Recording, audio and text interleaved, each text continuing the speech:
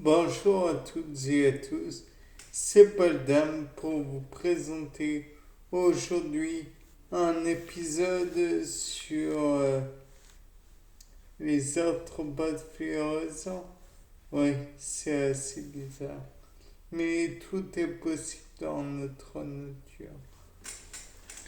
Donc, d'autant plus que, éventuellement, si on y réfléchit bien, les arthropodes fluorescents pourrait avoir un effet positif sur la photosynthèse et donc permettre la photosynthèse quand il n'y a plus possibilité d'en faire théoriquement, puisque une fois qu'il n'y a plus de soleil, donc la nuit, la photosynthèse n'est plus possible.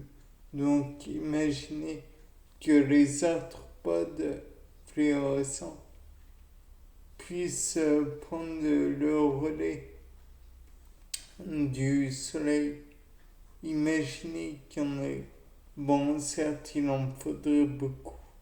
Certes, il faudrait énormément de fluorescence.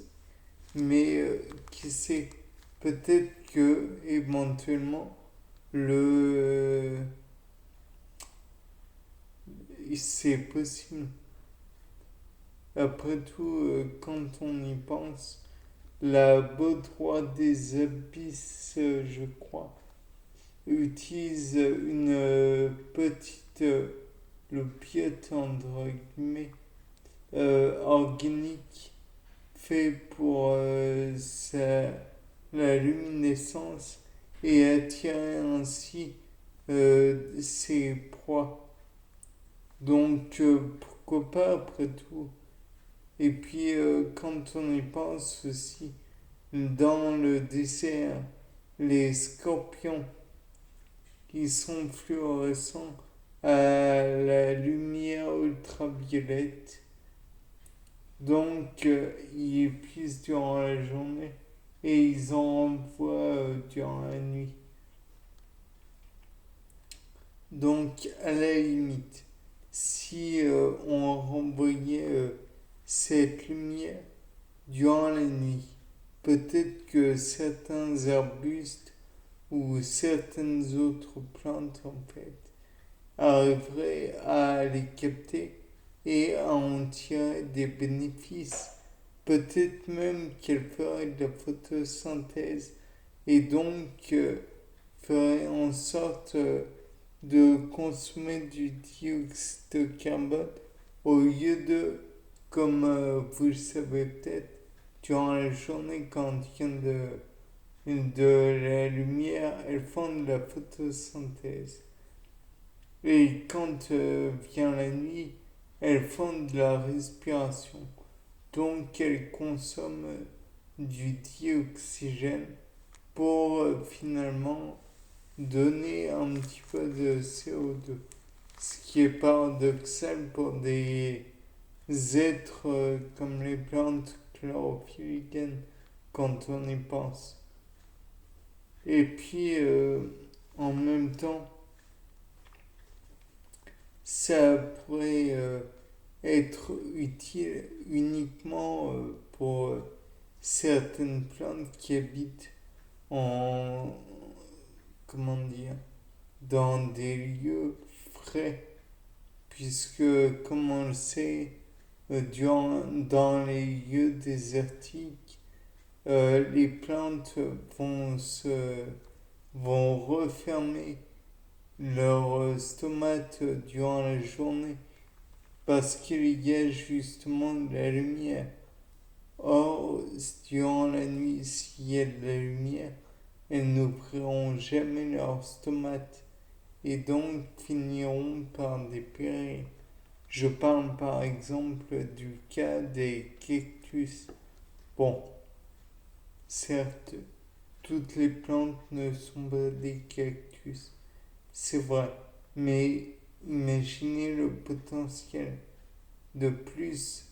Euh, En fait, même si la plante ne pourrait pas dégager énormément d'énergie et aurait besoin de repos parce que continuellement faire de la photosynthèse, je présume que la plante n'est pas adaptée pour ça et donc va finir par mourir prématurément, comme on le voit par exemple dans certaines serres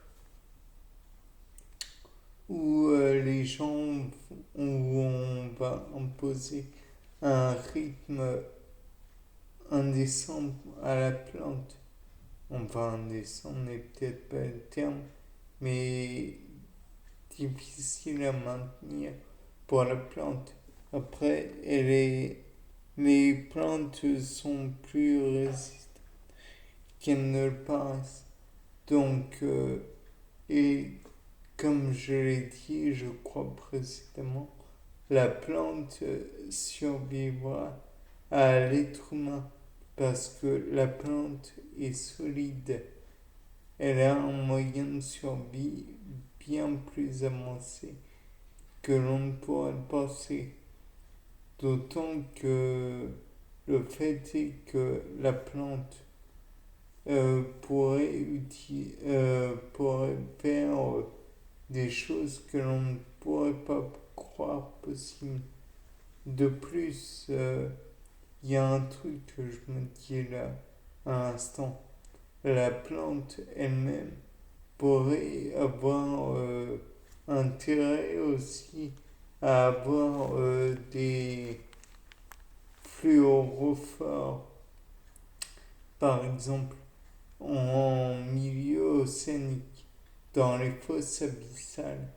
Peut-être que le fait que la plante l'algue ait des fluorophores pourrait attirer beaucoup plus de poissons parmi elles et donc ferait soit rompre des morceaux d'algues, soit les répartirait d'autres semences, si on peut dire semences dans le cas des algues, et donc finalement propagerait les algues qui sont moins capables dans les fosses océaniques. Après tout, tout est possible dans les fosses. Il y a quelques années, on pensait que la vie n'était pas possible. Or, depuis quelques années aussi, depuis je ne sais combien de temps, on sait qu'il y a beaucoup de vie dans les fosses abyssales et qu'elle est bien plus répandue que l'on ne pourrait le croire. Même il y a des hypothétiques, il y a des... Pourquoi hypothétiques? Il y a des algues dans les fonds océaniques. Donc ces algues vont prendre toute la lumière possible et imaginable. Après tout, tout ce qui est bon à prendre, elles le prennent. De plus, rappelons que il est possible avec du luminol et d'autres constituants de faire une lumière artificielle.